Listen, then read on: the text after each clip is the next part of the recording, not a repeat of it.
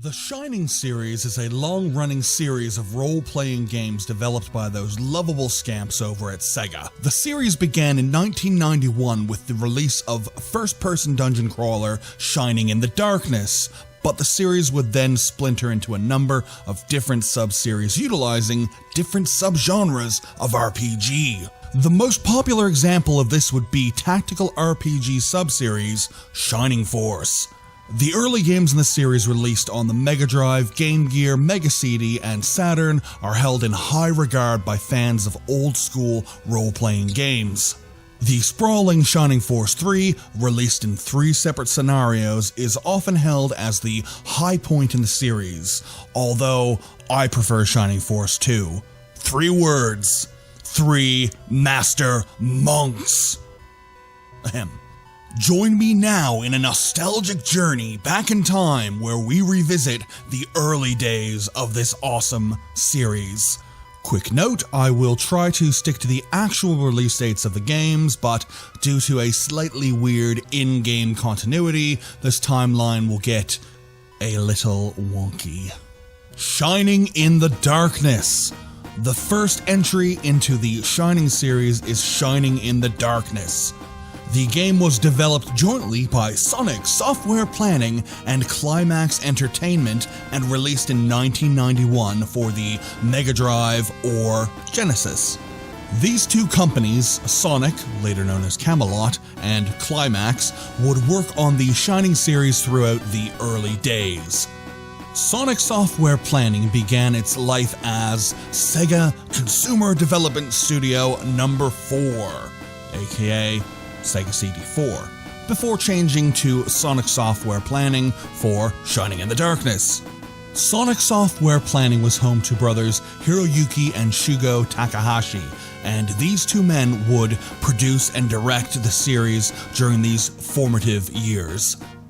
Shining in the Darkness is a first-person dungeon crawler. Dungeons are 3D mazes full of monsters, traps, dead ends, and characters to rescue. The player characters earn experience points and gain levels by defeating foes within the dungeon. Gold and treasure can also be found after battle, and there are chests littered throughout the dungeon. This first game developed a number of recurring motifs that would be seen in following games. An icon-based menu, spells with 4 levels of power, cursed equipment, and a unique character style all made their debut in Shining in the Darkness. Another staple of the Shining series, a large and diverse cast of characters, including elves, dwarves, halflings, animal people, and other mythical and fantastic characters, debuted here as well.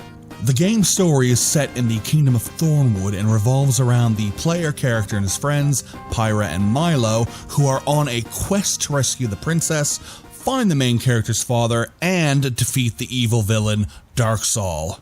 All pretty standard stuff for a medieval-themed RPG, but hey, this is just the beginning. Things get a little more exciting as we progress through the games. Shining Force. The follow-up to Shining in the Darkness would not only feature gameplay that diverged greatly from the first game, but would also set the series on course as one of Sega's best and biggest franchises. Those are the days. Shining Force was developed by Sonic Software Planning and Climax and released in 1992 for the Mega Drive. A year later, it landed in North America and Europe. The game moved away from the first-person dungeon crawling of Shining in the Darkness and pivoted to a tactical role-playing game that featured huge overhead battles between dozens of units. The tiny crew of the main character, Pyra and Milo, are replaced by an actual army of 30 recruitable units. These units range from dwarven axemen, elf mages, centaur knights, and halfling healers to the more esoteric units of an armadillo man clad in steampunk plate armor, a robot, a dragon, and a plump gopher in a fighter helmet, to much, much more. You will continually recruit new characters as you journey through the game, and you can have upwards of 12 units on the battlefield at any time. This leads to an incredible amount of combinations that you can bring into battle with you. Characters once again gain experience and increase levels by defeating enemies, but this time around you can promote your characters when they hit level 10. Promoting your characters to a stronger class provides stat boosts, upgraded spells, and the ability to equip better weapons. The ability to promote your characters to new classes increases party customization even further. Trust me when I say no one has the same battle party. I would always spend extra time on Blue, the dragon, and Adam, the robot, to ensure they would stand shoulder to shoulder with my earlier recruited units. The game's plot focuses on a young swordsman named Max, who is charged by the King of Guardiana to collect an army and do battle with the evil Runefaust. Runefaust, led by Darksaul, a different character named Darksaul from Shining in the Darkness, are trying to take over and resurrect the evil devil Dark Dragon. The translation and localization was a little all over the place. Bear in mind this was the early 90s, so plot elements like the Ancients' advanced technology, Max's brother, and other bits and pieces are absent or just upside down. It bears mentioning that Shining Force was remade in 2004 for the Game Boy Advance, but other than clarifying some poorly translated plot points and adding a few new characters, it's pretty unremarkable. Shining Force Gaiden. Shining Force was followed up in 1992 with Shining Force Gaiden for the portable Game Gear system. The gameplay was similar to Shining Force, but did not allow you to explore towns between battles. But who cares, this was a solid tactics RPG that you could bring with you on the go, provided you had 900 batteries. The plot of the game jumps 20 years into the future from Shining Force and revolves around the protagonist Nick and the children of the characters from the first Shining Force game going on their own quest. This time, the Shining Force heads to the far-off land of Cyprus to rescue Guardiana's captured soldiers and find a way to break the curse placed on Queen Anri. The Force eventually vanquishes the villain Woldol and foils his plot to resurrect the evil Eom while rescuing the soldiers and curing Anri, but not before Prince Nick has his arm turned to stone by another evil curse. Shining Force Gaiden 2. A direct sequel to Shining Force Gaiden, Shining Force Gaiden 2 does not diverge greatly from the previous portable game. Gameplay is practically identical, which is fine. It's fine. The game takes place mere months after Gaiden and features the soldiers of Cyprus. Nick has gone on a quest to cure his curse, so you now take control of a young man named Diana, hell yeah, who now pursues the stolen sword of Haya, pilfered by the legions of Eom, who still seek to resurrect the devil. Have you noticed all of these games revolve around devils being resurrected? And how just about every freaking kingdom has its own Shining Force? Anyway, you trounce evil again, yay. Shining Force Gaiden and Gaiden 2, along with 2 new campaigns, would be re-released for Sega CD as Shining Force CD, and let me tell you, this is one of the high points in the Shining series. There is so much game crammed into that one little CD. Scenarios 3 and 4 feature all of the characters from Gaiden and Gaiden 2, so make sure you level up all of your favorites before finishing the first 2 scenarios. Shining Force Final Conflict. Ostensibly Shining Force Gaiden 3, the third and final Game Gear release, Final Conflict contains no upgrades in gameplay from the previous Gaiden games, but the story is hot, hot, hot. The game starts with Max, yes Max from the original Shining Force, along with his companions, including Adam, yes Adam from the original Shining Force, chasing the witch Michella, yes the same Michella from the original Shining Force. Oh my god, so much fan service. The chase takes place in the lands of Granz and Parmesia. During a battle, Adam is damaged and stops to rest while Max moves forward. Enter this game's protagonist, Ian. There is a lot more great fan service in this game, so I'll leave it there. The game was never officially translated, but there is a good fan translation out there, and I highly recommend this game if you, like me, love the characters in this series. But also because a lot of the elements transfer over to Shining Force 2. Shining Force 2. The proper follow-up to Shining Force was Shining Force 2, released on the Mega Drive in 1993 or 1994 for Western territories. Shining Force 2 improves on everything from the first Shining Force game, and is potentially my favorite game of all time. From the gameplay side of things, you can now freely wander the map in between battles. Compare this to the original Shining Force, where you can only investigate portions of the world map in between battles. This is due to the game's chapter system. But in Shining Force 2, you can go just about anywhere you want to. Promotions also return, but now there are secret promotions, only obtainable if you find the correct hidden items. You will eventually take hold of the Caravan, basically a mobile headquarters. Somewhere you can store extra equipment and swap out party members on the fly. The graphics and music have both received a nice boost, but the translations and localization might be even worse this time around. Yikes. The events of the game take place in Granz and Parmesia, just a couple of decades after the conclusion of Final Conflict. Evil forces are plotting to resurrect the King of the Devils, Xeon. Of course, it's your job to stop this. You play as Bowie, potentially Ian's son, and it's up to you to recruit a new Shining Force to make sure the Devils fail in their plot to bring back the banished king. Shining Wisdom. The Shining series' first foray into the Sega Saturn was 1995's Shining Wisdom. It arrived in the West in '96. Shining Wisdom saw the series move into action RPG territory, a first for the series. Battle is overhead like Shining Force, but the player takes control of a single unit and moves him in real time using his own skill and input. This provides a much more hack-and-slash feeling than the previous games. The game also features a unique orb system that provides different combination attacks for the character. The story in the game takes place in Parmesia a few years after the events of Shining Force 2, and you take control of a squire named Mars. You are set to stop the evil wizard Pozort from, stop me if you've heard this one, resurrecting the giant Skiga. Linking into the previous games, you can meet both Sarah and Kazan from Shining Force 2, and you can also find a book that refers to Thornwood in Shining in the Darkness. How cool is that? Oh wait, never mind, all of that was taken out of the English version of the game.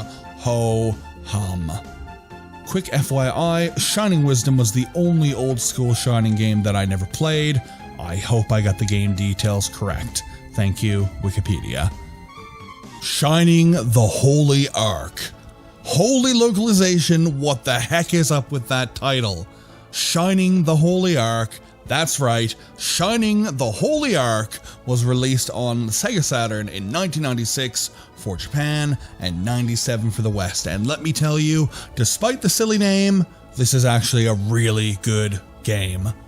For the first time since Shining in the Darkness, the Shining series brings us a first-person dungeon crawler. The player explores dungeons and towns in a first-person view and can engage in first-person battles within dungeons. You now control a party of 4 characters from a possible 8. Character progression and promotion returns along with magic and equipment systems. The game really does feel like a follow-up to Shining in the Darkness. The game also debuts the Pixie system. Through your travels you can now find and recruit pixies, fairies, leprechauns, and other magical familiars who will attack enemies before the battle starts and potentially provide increased gold and experience. This time around the plot revolves around vandals, not demons, trying to resurrect an evil kingdom, not devil. You take control of Arthur and a number of other characters who are possessed by strange spirits who try to help them in their quest to stop the Vandal revival. Once again, it's all familiar ground, but it just works well within this game world. Nothing too flashy, just good old stop the baddies. Shining Force 3. And we arrive at the pinnacle of the series, Shining Force 3. No longer known as Sonic Software Planning, the newly renamed Camelot Software developed Shining Force 3 as a massive 3-game arc for the Sega Saturn. Regrettably, due to poor sales of the Saturn and the rapidly dawning approach of the Dreamcast, Western audiences only got the first scenario. This would leave Western gamers in a position where the story would end on a cliffhanger. Shining Force 3's gameplay is similar to earlier Shining Force titles. Battles are huge and sprawling overhead army battles between the player's party and the enemy vandals. The beautiful giant sprites during battle scenes have now been replaced by polygonal models that do not stand the test of time. I mean, here come the cops to arrest the polygonal models. Characters now also speak when attacking, and good grief, it's terrible. Ignoring these few complaints, the battles are still remarkably fun. In between battles, you can once again explore the map like in Shining Force 2. You can interact with townsfolk and discover treasures and equipment to upgrade your party. Leveling up and promotion also return. But due to the game being split into 3 arcs, your party is reduced to just 20 units. This is similar to the Game Gear titles, and while you still have enough characters to set up unique teams, it feels kind of stunted compared to Shining Force 1 and 2. But have no fear, at the end of Act 3, you can combine the armies of all the previous acts into one giant force. Oh yeah, that's right, we only got Act 1. The story of Shining Force 3 is great. It's a huge and sprawling story revolving around war, totalitarianism, an evil cult, and of course, an ancient demon, vandal, devil being resurrected or released from an alternate dimension, I guess, this particular time around. The first 2 acts overlap, but the third act starts just before the end of Acts 1 and 2. Most of this information I've had to interpret from internet sources as, once again, we only got Act 1. All of this being said and done, Shining Force 3 is a fine end to the Shining series. That's right, Shining Force 3 was the end of the series. No more games using the Shining name were ever made. Yep, that's right. The end. Aw man, do I really have to? Modern Shining games. Shortly after Shining Force 3, Camelot became its own entity free from Sega and began making Mario sports titles for Nintendo. Okay, they did do the first Shining Soul game for the Game Boy Advance, and then they did the Golden Sun games, which really do feel like spiritual successors to the Shining games, but for the most part, they have been doing Mario sports titles for 20 years. And I mean, some of those games are cool and all, but Mario Tennis is not Shining Force 4. Sega, doing what Sega does, decided to keep using the Shining name for new RPGs, but man, without Camelot, those are not Shining games. There have been a huge amount of Shining games released without Camelot, but the magic is long gone. And this isn't just one of those, oh, nostalgia goggles make the old games better sorts of things. This is a case where these new games suck. They literally lost all the magic. They are just generic RPGs with the Shining name attached. I don't count them as Shining games, and neither should you. Now, recently, Hiroyuki Takahashi has said that he and Camelot are totally down for doing Shining Force 4. And lately, Sega have been working to show love for their older franchises. Is Shining Force 4 really that unlikely? I mean, they've recently worked with a die-hard fan to create Sonic Mania, and that is the best Sonic game since Sonic 2. Streets of Rage 4 is coming. Phantasy Star Online 2 is finally coming westward after 7 years. And after a failed first attempt, the Mega Drive Mini is shaping up to be an incredible little device. I'll be honest, it's a dream I have had for literally decades. A new proper Shining Force title made by the people who made the first games. Camelot made some fantastic games back in the day, and I believe they could do an amazing retro-inspired Shining Force 4. And a full remake of Shining Force 3 while they're at it. Will it ever happen? You can never be certain with stuff like this, but man, how cool would it be to see a return of one of the best and most overlooked RPG series ever created. Guys, thank you for taking the time to watch this little video and listen to an old-timer wax rhapsodic about their favorite game series from their youth.